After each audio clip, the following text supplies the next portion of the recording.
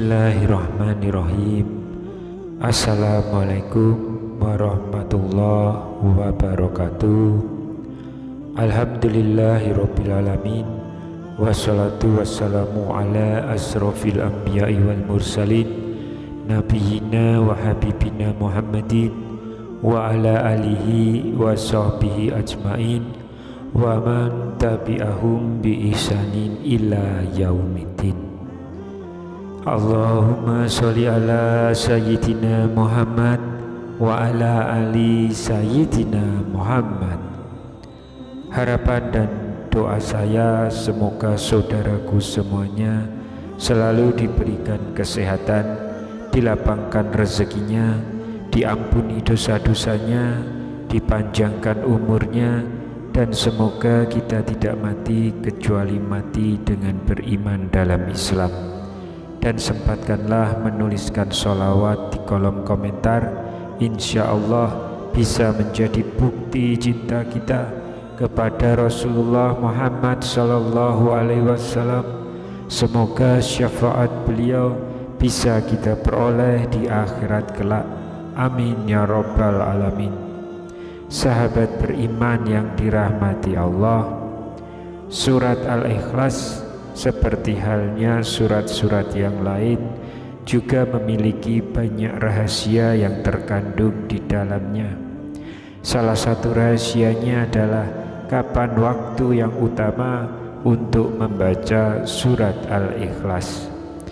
Dinamakan surat Al-Ikhlas karena dia menyelamatkan orang yang membacanya dari kesulitan dunia akhirat, dari kesulitan sakaratul maut, dari kesulitan kegelapan malam, dan dari segala kesulitan risiko di hari kiamat.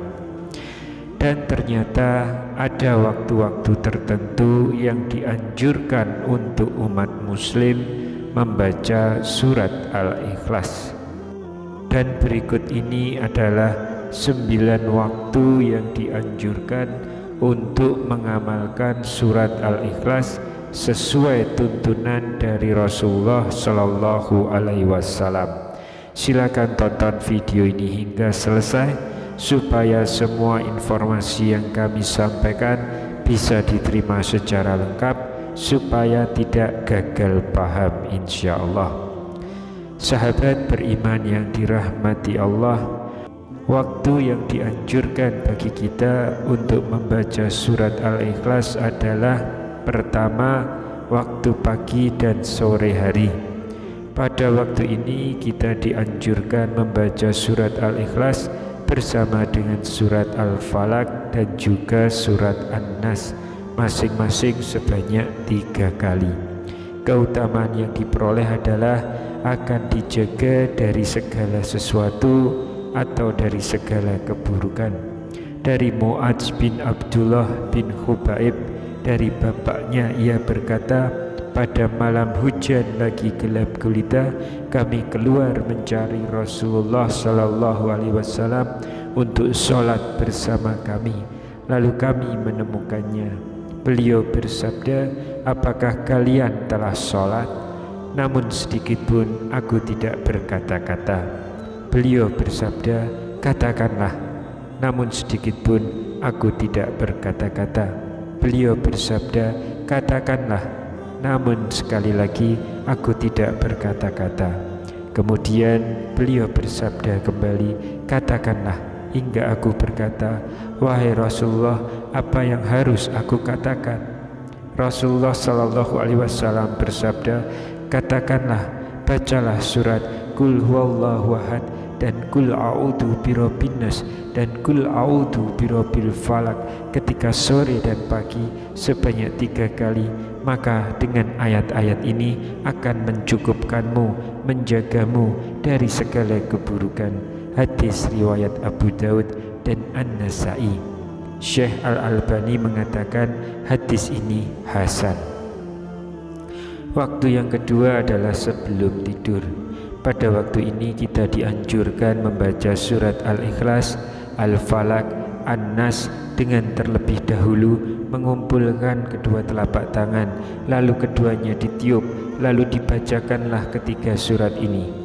Setelah itu, kedua telapak tangan tadi diusapkan pada anggota tubuh yang mampu dijangkau, dimulai dari kepala, wajah, dan tubuh bagian depan. Cara seperti tadi diulang sebanyak 3 kali. Dari Aisyah radhiyallahu anha, beliau berkata, Nabi Shallallahu Alaihi Wasallam ketika berada di tempat tidur di setiap malam, beliau mengumpulkan kedua telapak tangannya, lalu kedua telapak tangan tersebut ditiup dan dibacakan Qul huwallahu ahad atau surat Al-Ikhlas, Qul a'udzu birabbil falaq atau surat Al-Falaq, dan Qul a'udzu birabbin nas atau surat An-Nas. Kemudian beliau mengusapkan kedua telapak tangan tadi pada anggota tubuh yang mampu dijangkau, dimulai dari kepala, wajah, dan tubuh bagian depan. Beliau melakukan yang demikian sebanyak 3 kali. Hadis riwayat Bukhari. Yang ketiga adalah ketika ingin meruqyah. Imam Bukhari membawakan bab dalam sahihnya meniupkan bacaan ketika ruqyah. Dari Aisyah radhiyallahu anha, dia berkata, apabila Rasulullah sallallahu alaihi wasallam hendak tidur, beliau akan meniupkan ke telapak tangannya sambil membaca Qul huwallahu ahad atau surat Al-Ikhlas dan Mu'awwizatain atau surat An-Nas dan Al-Falaq. Kemudian beliau mengusapkan ke wajahnya dan juga ke seluruh tubuhnya. Aisyah berkata, ketika beliau sakit, beliau menyuruhku melakukan hal itu sama seperti ketika beliau hendak tidur. Hadis riwayat Bukhari. Jadi tatkala meruqyah, kita dianjurkan membaca surat Al-Ikhlas, Al-Falaq, dan An-Nas dengan cara terlebih dahulu mengumpulkan kedua telapak tangan, lalu keduanya ditiup, lalu dibacakan ketika surat tersebut. Setelah itu, kedua telapak tangan tadi diusapkan pada anggota tubuh yang mampu dijangkau, dimulai dari kepala, wajah, dan tubuh bagian depan. Cara seperti ini diulang sebanyak 3 kali. Yang keempat dilakukan saat wirid seusai sholat.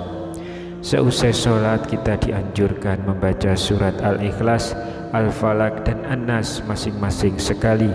Dari Uqbah bin Amir, ia berkata, Rasulullah sallallahu alaihi wasallam memerintahkan padaku untuk membaca Mu'awwizatain di akhir salat sesudah salam. Hadis riwayat An-Nasa'i, Abu Daud.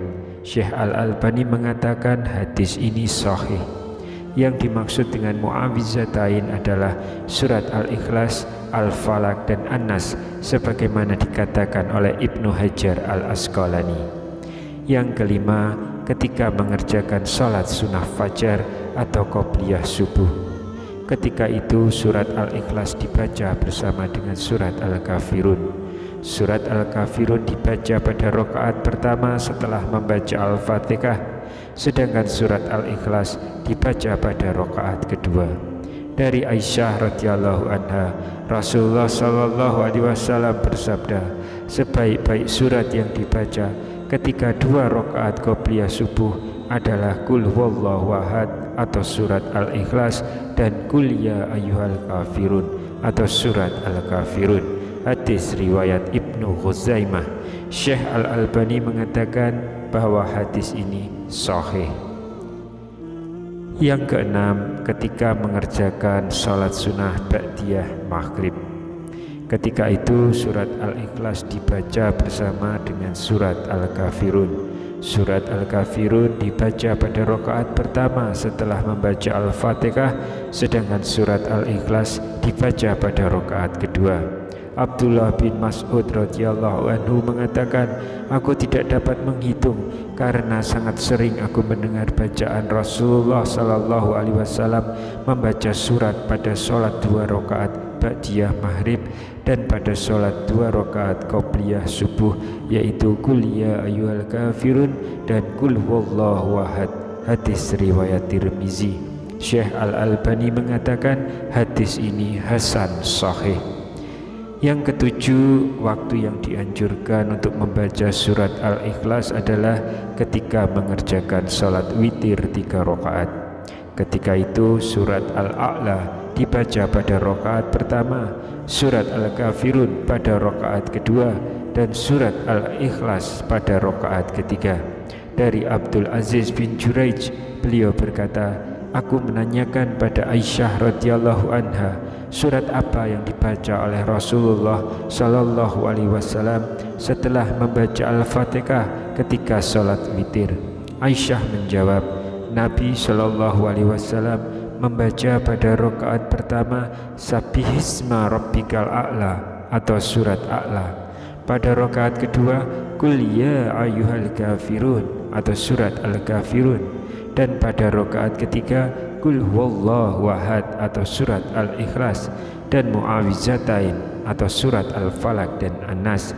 Hadis riwayat An-Nasa'i, Tirmizi dan Ahmad. Namun dalam riwayat yang lain disebutkan bahwa tanpa surat Al-Mu'awizatain. Dari Ubay bin Ka'ab, ia berkata, Rasulullah Shallallahu Alaihi Wasallam biasanya melaksanakan salat witir dengan membaca Sabbihisma rabbikal a'la, Qul ya ayyuhal kafirun, dan Qul huwallahu ahad. Hadis riwayat Abu Daud dan An-Nasa'i. Ibnu Qudamah Al-Maqdisi rahimahullah mengatakan, hadis Aisyah tidaklah sahih karena di dalamnya ada seorang perawi bernama Yahya bin Ayub, dan ia adalah seorang yang dhaif. Imam Ahmad dan Yahya bin Man'in telah mengingkari penambahan Mu'awizatain. Syekh Syu'aib Al-Arnaud mengatakan hadis ini sahih kecuali pada perkataan Al-Mu'awizatain. Ini sanadnya dhaif karena Abdul Aziz bin Juraij tidak diikuti dalam hadisnya.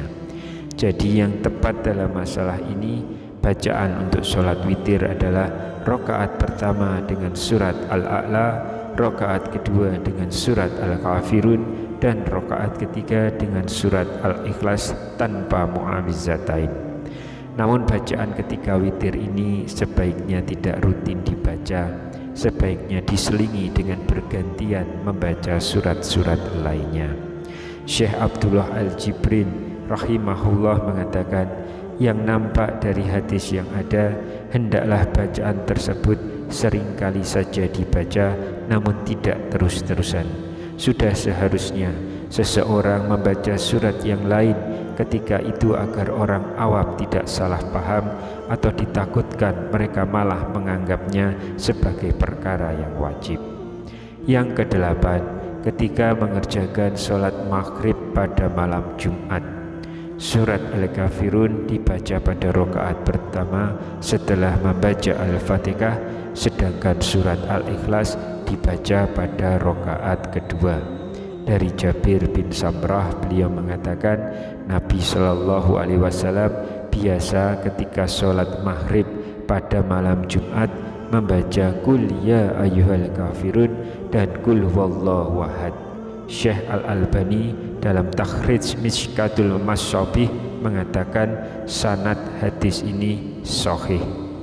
Yang kesembilan, ketika sholat 2 rakaat di belakang makom Ibrahim setelah tawaf. Dalam hadis Jabir bin Abdillah radhiyallahu anhu yang amat panjang disebutkan, lantas Nabi SAW menjadikan makom Ibrahim antara dirinya dan Ka'bah, lalu beliau laksanakan sholat 2 rakaat. Dalam 2 rakaat tersebut beliau membaca Qul huwallahu ahad dan Qul ya ayyuhal kafirun. Dalam riwayat yang lain dikatakan beliau membaca Qul ya ayyuhal kafirun dan Qul huwallahu ahad. Disebutkan oleh Syekh Al-Albani dalam Hajjatun Nabi sallallahu alaihi wasallam. Sahabat beriman yang dirahmati Allah, itulah 9 waktu yang dianjurkan bagi kita umat muslim untuk membaca surat Al-Ikhlas. Wallahu a'lam bishawab. Subhanakallahumma wa bihamdika asyhadu alla ilaha illa anta astaghfiruka wa atubu ilaik. Demikian yang bisa saya bagikan di kesempatan kali ini. Semoga pembahasan ini dapat memberikan manfaat untuk kita semua. Amin ya rabbal alamin. Wassalamualaikum warahmatullahi wabarakatuh.